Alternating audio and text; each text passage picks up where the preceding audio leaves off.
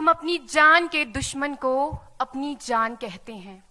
हम अपनी जान के दुश्मन को अपनी जान कहते हैं। मोहब्बत की इसी मिट्टी को हिंदुस्तान कहते हैं, हिंदुस्तान कहते हैं। जो दुनिया में सुनाई दे उसे कहते हैं खामोशी, जो आंखों में दिखाई दे उसे तूफान कहते हैं। जो ये दीवार का सुराख है साहब, जो ये दीवार का सुराख है, चाइना, अमेरिका, पाकिस्तान साजिशों का हिस्सा है, मगर हम इसे अपने घर का रोशनदान कहते हैं, अपने घर का रोशनदान कहते हैं।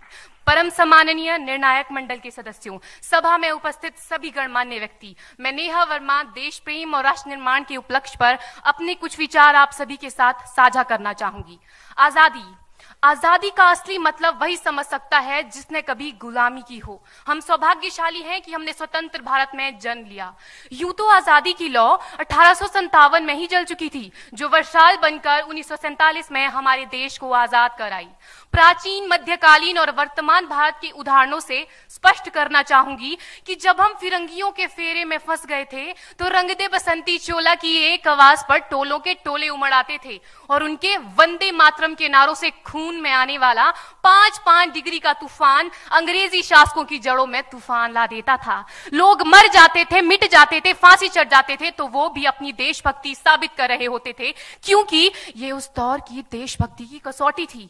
उसके बाद 62, 65 और 71 के युद्धों में अपना सुहाग गवा देने वाली औरत, जब घर के हालात ये हो जाया करते थे कि प्यार भी भरपूर गया, मांग का सिंदूर गया, नन्हे नौनिहालों की लंगोटियां चली गई, छोटी छोटी बेटियों की चोटियां चली गई, बाप की कमाई गई, भाई की पढ़ाई गई, ऐसा एक विस्फोट हुआ पता ही चला नहीं, पूरे जिस्म की ही कई बोटियां चली गई। और आपके लिए तो एक आदमी मरा है साहब, किंतु मेरे घर की तो रोटियां चली गई, मेरे घर की तो रोटियां चली गई वाले हालात पैदा हो जाने के बावजूद भी एक मां अपने बेटे को सरहद पर दुश्मनों की धज्जियां उड़ाने के लिए भेज देती थी और उसे पत्र लिखाकर ये भेजा करती थी कि अम्मा ने खत लिखा है बड़े ही चाव से, पुत्र मेरे ना घबरा जाना, 1 इंच भी पीछे ना हटना, चाहे इंच इंच कट जाना, चाहे इंच इंच कट जाना। इस तरह पूरा परिवार अपनी देशभक्ति साबित कर रहा होता था। तब देश बलिदान मांगता था, तब देश लड़ जाने को कहता था, तब देश मर जाने को, मिट जाने को, फांसी चढ़ जाने को कहता था। किंतु आज देश लड़ जाने को नहीं कहता, आज देश मर जाने को, मिट जाने को, फांसी चढ़ जाने को नहीं कहता, बल्कि मेरे विचारों में यदि कोई व्यक्ति अपना काम पूरी ईमानदारी, पूरी मेहनत और पूरी लगन से करे ना, तो वही सबसे बड़ा देशभक्त है।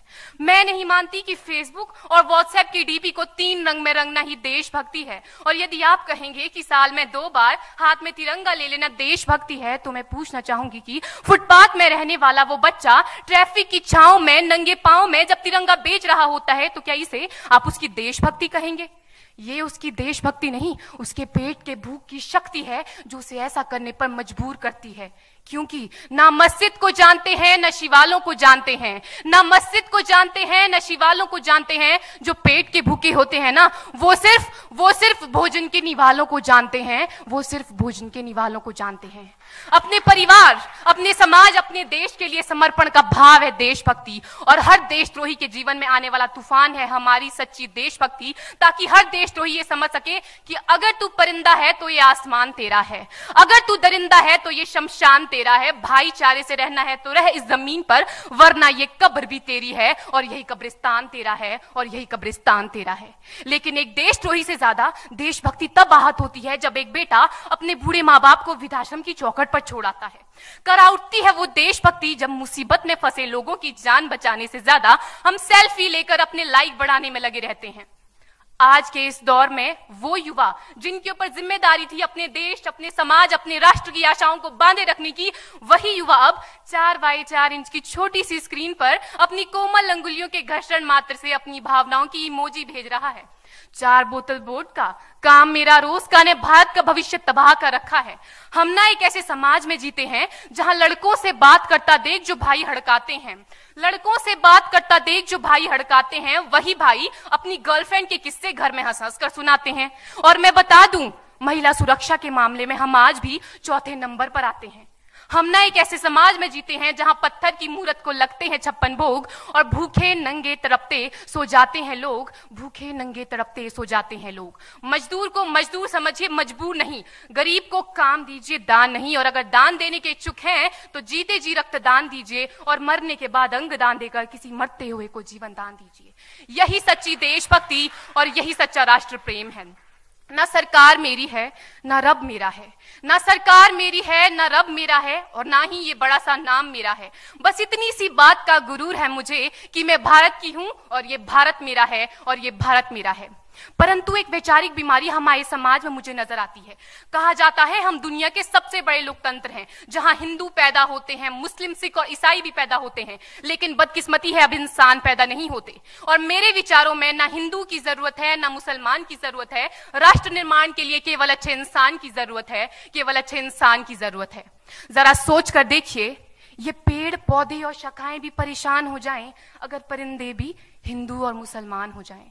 एक शैक्षणिक बीमारी भी हमारे समाज में मुझे नजर आती है, और बड़े ही आश्चर्य की बात है जिस देश ने पूरी दुनिया को तक्षशिला और नालंदा देकर के विश्वविद्यालयीन शिक्षा की बुनियाद रखी, आज विश्व के 100 सर्वश्रेष्ठ विश्वविद्यालयों में हमारा एक भी विश्वविद्यालय खड़ा नहीं हो पाता। जहां एक और हमारे पास IIT, IIM और NIT जैसे शिक्षण संस्थान हैं, तो वहीं दूसरी ओर इस देश के गरीबों को बेरोजगारी की जमात में खड़ा करने के लिए उनके हाथ में सर्व शिक्षा अभियान का झुंझुना पकड़ा दिया जाता है। और मैं बता दूं, इस शैक्षणिक बीमारी का केवल एक कारण वो ये कि हमारे देश की शिक्षा नीति केवल 2 तरह के लोगों के लिए बनती है। पहले वो जो विद्वान हैं और दूसरे वो जो धनवान हैं।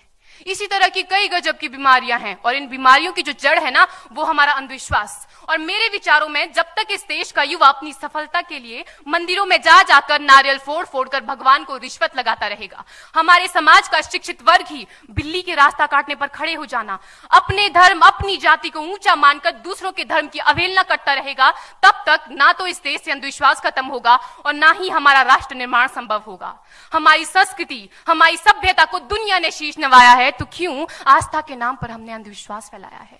मेरे विचारों में हमारा राष्ट्र निर्माण तब संभव होगा जब इस देश में महिलाओं की पूजा नहीं, उनकी इज्जत की जाएगी। राष्ट्र निर्माण तब संभव होगा जब हम जाति का आरक्षण नहीं बल्कि सामाजिक सशक्तिकरण पर बात करेंगे।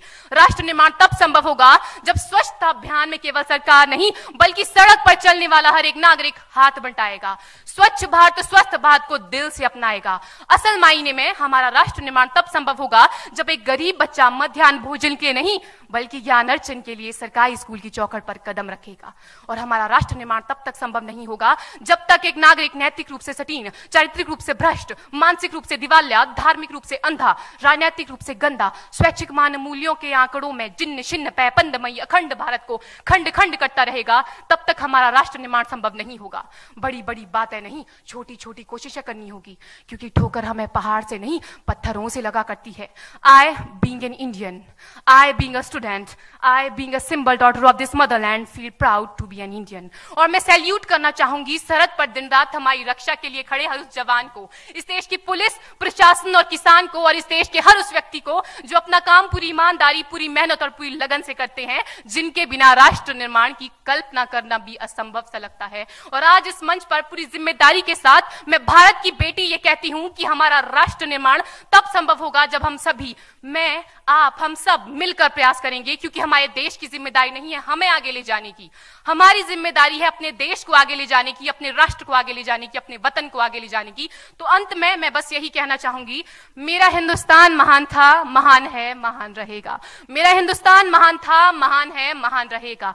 होगा हौसला सबके दिलों में बुलंद तो एक दिन पाकिस्तान भी जय हिंद कहेगा। पाकिस्तान ही क्यों, सारा जहान जय हिंद कहेगा, क्योंकि सारे जहां से अच्छा हिंदुस्तान हमारा, सारे जहां से अच्छा हिंदुस्तान हमारा, हम बुलबुलें हैं इसकी, ये गुलिस्तान हमारा, ये गुलिस्तान हमारा। जय हिंद, वंदे मातरम।